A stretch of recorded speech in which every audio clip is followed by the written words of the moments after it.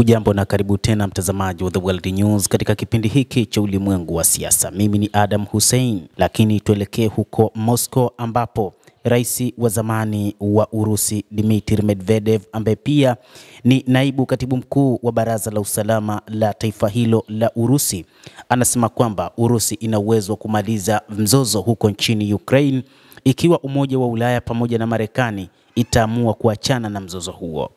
Hapo awali ni kutokana na kauli iliyotolewa na rais wa Marekani Donald Trump aliyesema kuwa Marekani inaweza kujiondoa katika mazungumzo kuhusu Ukraine iwapo pande husika zitaihujumu. Iwapo Ulaya itatafuta uongozi wa Marekani na kujitenga na mzozo wa Ukraine, Urusi inaweza kusuluhisha mambo yenyewe haraka iwezekanavyo.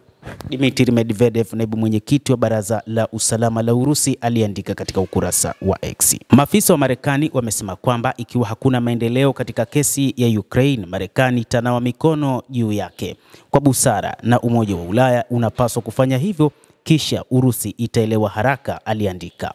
Hapo awali rais wa Marekani Donald Trump alisema kuwa Marekani inaweza kujiondoa katika mazungumzo hayo kuhusu Ukraine iwapo wahusika hawatafanyia kazi kile kinachoelezwa kila kukicha.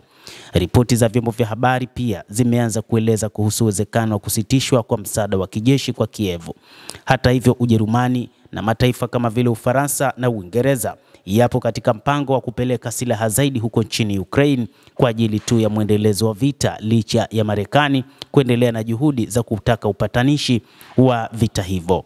Kadhalika, katika kipindi hiki cha sikukuu za Pasaka, rais wa Urusi Vladimir Putin ametangaza kusitisha mapigano kwa muda, lakini ameona kwamba ni Volodymyr Zelensky ambaye ameona hakuna haja kusitishwa kwa vita hivyo. Amefanya mashambulizi kadhaa huku Urusi ikidungua baadhi ya ndege zao zisizokuwa na rubani.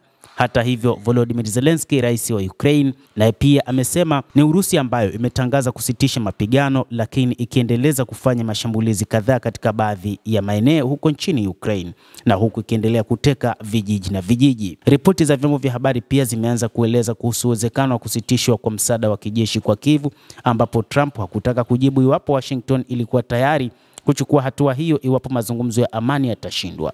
Waziri wa mambo ya nje wa Marekani Marco Rubio amesema kuwa Marekani baada ya miaka mitatu ya kuisaidia Ukraine na kutumia mabilioni ya dola imefikia hatua ambayo inabidi kuangazia majukumu mengine.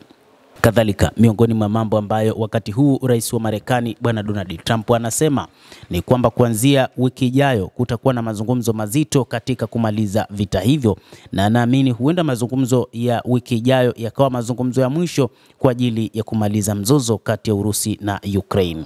Wakati huu Marekani tayari imeshasaini mkataba wake wa madini adimu huko nchini Ukraine, na hili ndilo ambalo lilikuwa ni muhimu sana kwa rais wa Marekani bwana Donald Trump, kusaini mkataba wa madini ambao anaamini kabisa utarejesha fedha zake ambazo zilitumiwa na mtangulizi wake ambaye ni Joe Biden katika vita tangu mwaka 2022 na ndani ya miaka mitatu bila kupata mafanikio yoyote, na hivyo ili fedha hizo zirudi ni juu ya Ukraine kwanza kuachana na mpango wake wa mashambulizi na kukubaliana katika kumaliza vita hivyo. Lakini wachambuzi wa mambo wametafsiri kauli yake ya hivi juzi akisema kwamba huenda akaachana na mpango wa kutaka kusitisha mapigano ama wa kumaliza mzozo kati ya Urusi na Ukraine, lakini ni baada ya bwana Trump kupata kile alichokihitaji kutokana na vita vinavyoendelea, kwa maana kusaini mkataba wa madini adimu, na hivyo wakati huu Marekani itarudisha fedha zake kupitia kusainishwa kwa mkataba huo wa madini kati ya Marekani pamoja na Ukraine. Na hivyo hata kama vita vitaendelea,